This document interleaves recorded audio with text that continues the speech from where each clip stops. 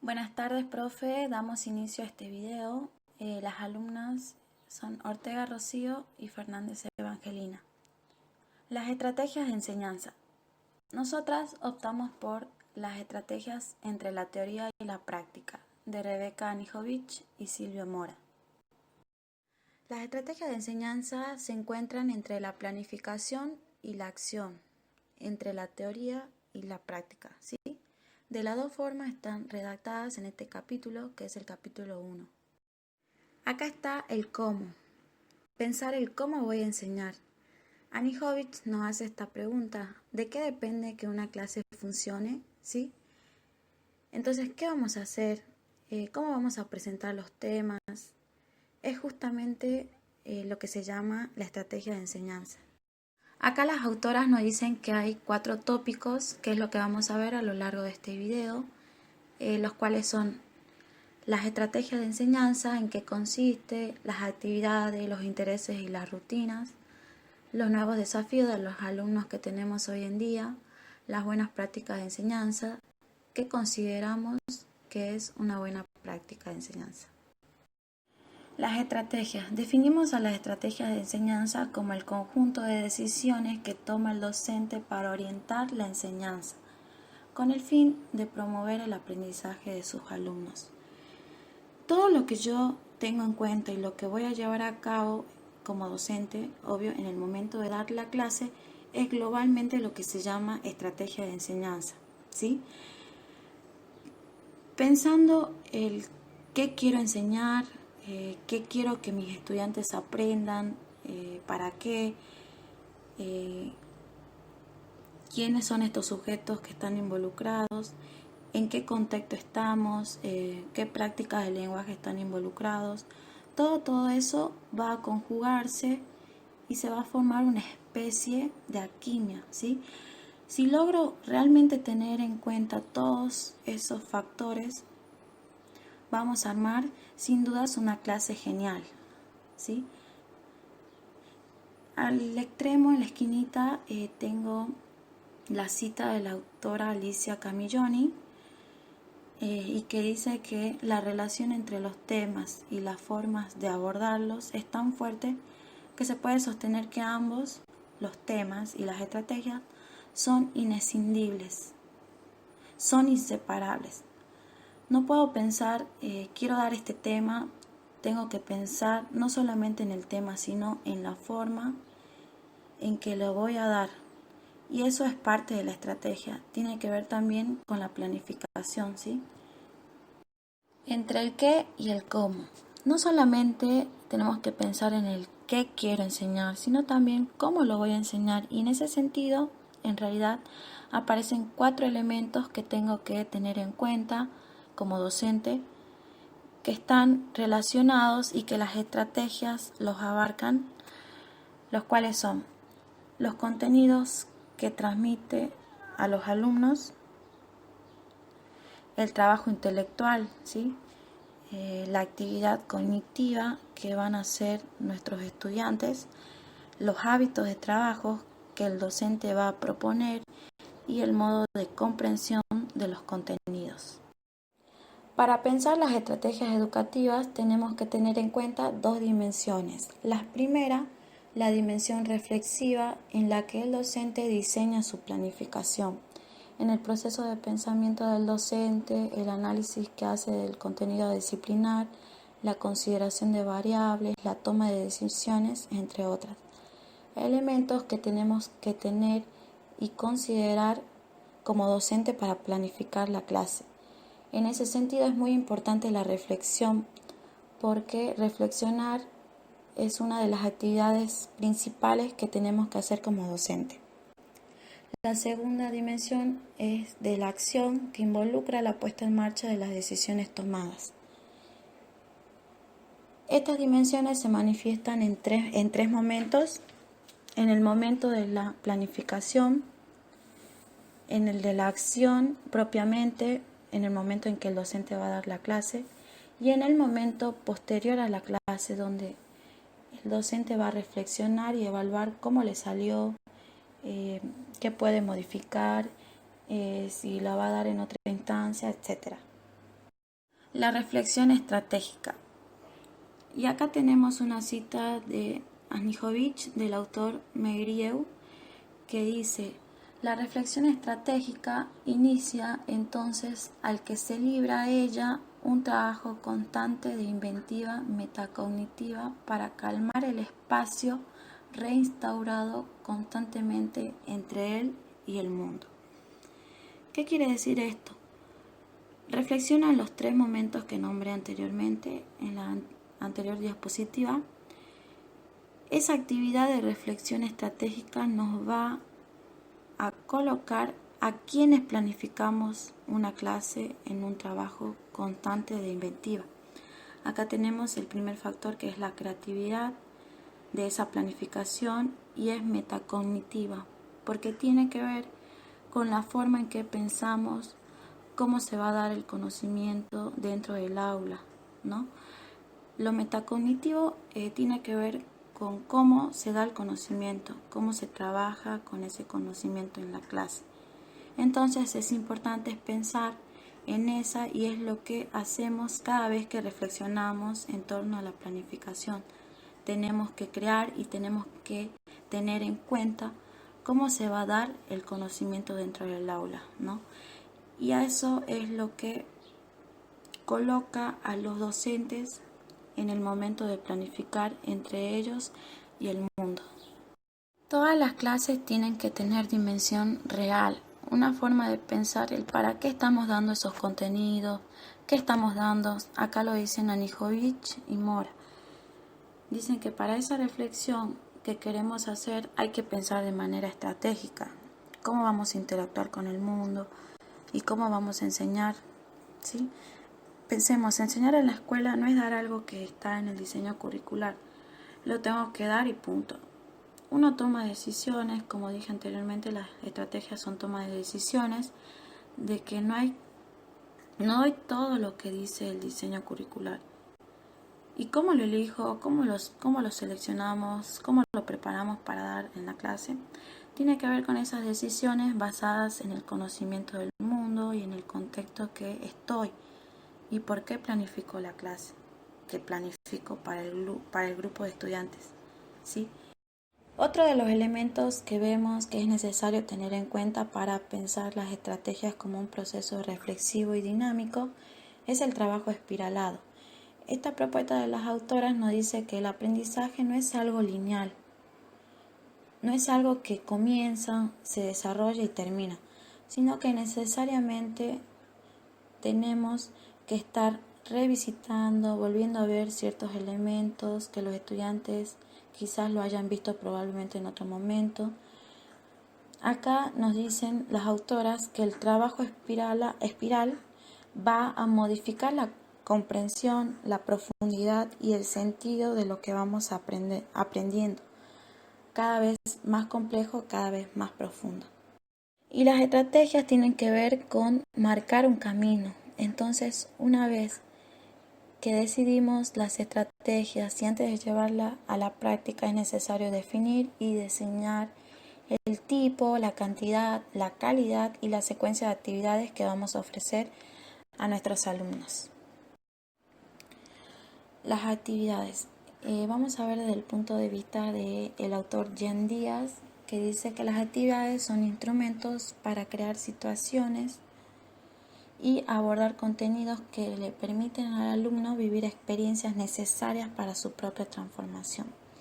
Acá lo que me llama la atención es vivir experiencias en el aula. No podemos pensar en una actividad que sea subrayar y listo, ¿no? Tenemos que vivir una experiencia, una actividad tiene que ser algo complejo, algo diseñado. Una parte fundamental de las estrategias de enseñanza tiene que ver con diseñar actividades. Estas tienen que tener un sentido dentro de la clase y tiene que ser posible de transferir a otras situaciones de la vida. Por ejemplo, doy una actividad de leer literatura. Tengo que pensar cómo voy a lograr que esa actividad se le apropien a los estudiantes y después la puedan traspolar a otras situaciones de vida. Si no, de lo contrario, la historia de la literatura va a morir en la escuela y ese no es el objetivo. Y tenemos tres factores fundamentales en esto de las actividades que son elementos a tener en cuenta, ¿no? ¿Para quién estoy planificando estas actividades, no? Hay distintos. Los estilos de aprendizaje, los ritmos, los intereses, los tipos de inteligencia, entre otros. El tipo de demanda cognitiva que se pretende del alumno, el grado de libertad que tendrán para tomar decisiones y proponer cambios y caminos alternativos. El tema de los intereses. Estos están ligados a un mito que circula mucho en las escuelas, ¿no? Como esto de que las clases tienen que ser interesantes para los alumnos. Esto es un mito. Anijovic dice en esta palabra el mito de que las clases se tienen que ligar necesariamente con los intereses de los estudiantes. Esto no tiene que ver con que el profesor tiene que ser un payaso, por así decirlo, para así captar interés en los alumnos. No, muchas veces se tiene que dar temas que para los estudiantes no forman parte de sus intereses. Y nos dice, toma el autor Pernoud, que muchas veces los intereses van a surgir una vez que nos metamos a un determinado tema, que quizás aún no es interés del estudiante, pero si uno propone como docente una actividad atractiva, a pesar de que no sea un interés que ya tengan los estudiantes, lo que se puede observar es, o lo que yo voy a observar como docente, es que voy a generar a partir de esas actividades que yo propongo, que descubrirán o despertarán ese interés que pueda haber. En todo caso, se va a observar un descubrimiento, una construcción de nuevos intereses. ¿Qué son las rutinas? Son acciones repetidas que implican un cierto grado de mecanización. Muchas veces atentan contra la creatividad de alumnos y docentes, en algunos casos son necesarias y educativas. En el recorrido de nuestra reflexión mencionamos la preocupación por la motivación, la disposición positiva hacia el aprendizaje y el problema del aburrimiento. El aburrimiento suele asociarse también a la noción de rutina, noción que nos parece importante mirar desde su doble perspectiva. Entonces acá tenemos la preocupación por la motivación, cómo voy a lograr que mis estudiantes se motiven en esa guía propuesta.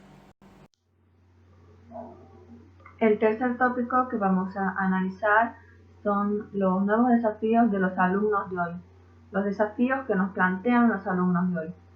Anijovic y Mora dicen que no podemos generalizar que todos los estudiantes que nos vamos a encontrar son iguales, porque no en todos los contextos tienen el mismo acceso a la información, a la tecnología, pero sí podemos reconocer a una generación que es distinta de la nuestra. Entonces, a partir de esa base y teniendo en cuenta además que no podemos generalizar en todo sentido, sí vamos a ver unas características que es más probable que estén presentes. La primera es la conectividad. La forma al nacer ellos, ya inversos en una sociedad muy tecnificada, no les resulta algo extraño, como si les puede pasar a los adultos, donde la tecnología es algo extraño, algo raro. En segundo caso, son prosumidores. No son consumidores de contenido, sino que siempre que consumen algo van a querer producir, dar su opinión, crear historias nuevas. Es decir, que no son receptores pasivos, sino que siempre van a querer crear o dar su opinión en función de lo que consumen. Y en tercer lugar, son relativistas.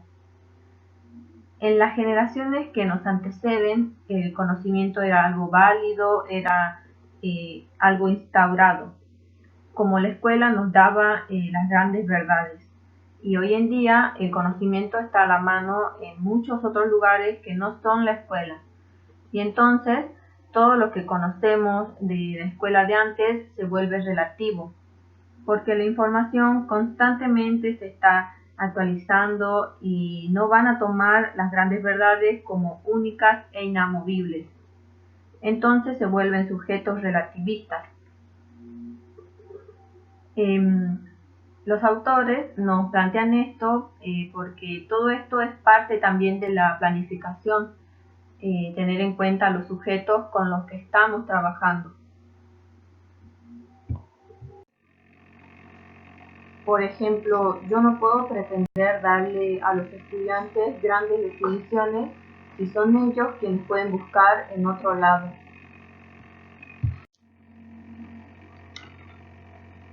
Después, las autoras toman un aspecto fundamental de lo que es pensar y planificar las clases, que es el aprendizaje significativo. Aquí vamos a ver esta teoría que es de Althusser, que tiene que ver con las teorías del aprendizaje y que nos dice que el aprendizaje significativo solamente se va a lograr cuando se relaciona lo que se está dando con algún aspecto que ya existía en la mente de los alumnos y resulta relevante. El segundo factor es que el estudiante se debe comprometer con su aprendizaje. De esta forma se logra el aprendizaje significativo.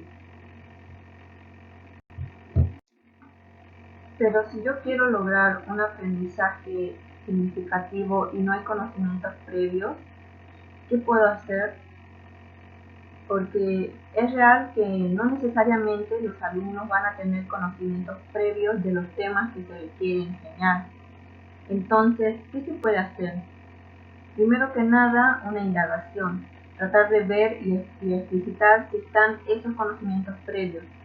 Y si fuera en todo caso cierto que nunca han visto nada con el tema que la profesora quiere presentar, hay una herramienta muy importante que es la imaginación. Puedo plantear situaciones ficcionales en las cuales ellos se metan y así pueda funcionar como conocimiento previo. Y por último, el cuarto tópico, las buenas prácticas de enseñanza. ¿Cómo me doy cuenta que una clase funciona? Una clase tiene que ser buena. ¿Y cuándo es buena? Cuando la dinámica de acción y reflexión, cuando en ella se diseñan, implementan y evalúan estrategias de tratamiento diverso. Podemos decir que las estrategias llegan a su nivel de concreción a través de las actividades que los docentes proponen a sus alumnos y que estos realizan. Y para finalizar, tenemos a las estrategias entre la teoría y la práctica, en donde tenemos una serie de principios para planificar estrategias. Primero, lo que tenemos que tener en cuenta es que tenemos diferentes sujetos en el aula y con ellos se debe tener en claro las metas de aprendizaje. Los estudiantes también tienen que saber hacia dónde están yendo, por qué les planteamos todo lo que les planteamos, qué queremos lograr, hacia dónde vamos. El segundo criterio es crear situaciones que requieran el uso del conocimiento. En tercer lugar, las tareas tienen que ser genuinas y plantear problemas reales. Es desescolarizar las actividades. Pensar cómo ese conocimiento que yo quiero que aprendan circula en el mundo real. Y orientar el uso de materiales y fuentes variadas. Para mí, este tercer criterio, a mi forma de ver, es uno de los criterios más importantes a la hora de pensar una clase. Y seguimos en esta diapositiva con los principios para planificar estrategias. Tenemos que pensar en desafiar a nuestros estudiantes a que vayan un poco más allá de sus habilidades y sus conocimientos. Esto quiere decir no plantear actividades imposibles, pero sí que sean un poco más difíciles, que se presenten como un desafío. Y en el segundo criterio de esta diapositiva, porque está relacionada con el primer criterio, porque el desafío nos va a presentar un desequilibrio cognitivo. Cuando yo ya sabía algo y eso aún no me alcanza para resolver las actividades que se presentan, es decir, que se genera como un choque en la mente, y este choque promueve para la adquisición de nuevos aprendizajes. Y el tercer criterio, favorecer y alternar diferentes usos del tiempo, de los espacios y de las formas de agrupamiento. Y el último punto tiene que ver con promover la evaluación continua. La evaluación constantemente tiene que tener instancias de metacognición. Tenemos que hacer visible para los estudiantes qué están aprendiendo, pero sobre todo cómo lo están aprendiendo.